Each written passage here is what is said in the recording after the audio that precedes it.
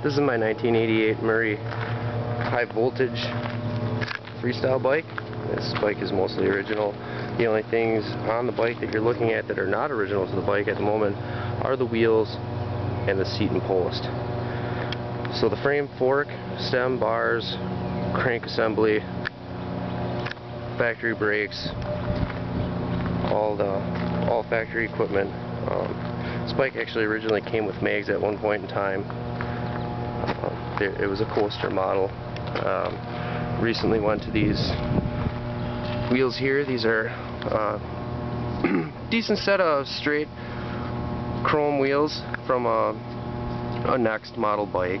It's an entry-level bike wheel set, but they're straight. They have extra long axles for pegs and stuff. The bearings were just repacked. They have a nice high profile sidewall, 20 millimeter. The dish shape to the rim makes it a little challenging to get in there with your fingers and polish it. Makes it time consuming, but it's not a job that can't be done.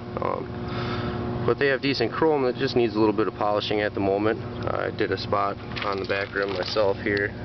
You can see it glisten pretty well there from here to here. So they have great potential. It was nice to go to the freewheeling set of wheels. It's got an 18-tooth freewheel on there at the moment, and I added this, I guess you could call it a layback seat post, but it's really a section of handlebar that I cut down.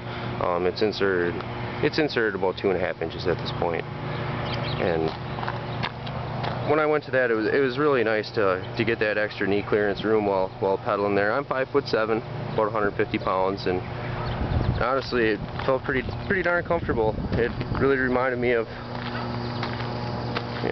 the way bikes used to be, instead of now where they got you squatted so darn low against the back wheel there that you're kneeing yourself in the chin just to pedal around. So it's a neat little nostalgic piece of history here. Not a whole lot of these around anymore, especially with presentable original paint. The paint and decals on the frame is pretty darn presentable. I'll pan over both sides of the frame real good here. The white components of the bike show their wear the worst. The crank arms, the handlebars are the two worst areas as far as paint goes, and then followed by the fork. The fork has a couple of chips that, through time they started bleeding rust or whatever.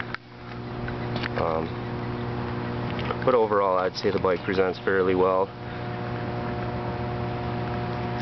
I would have to give it a 6 or 7 as far as on a 10 scale of the original components that we're looking at.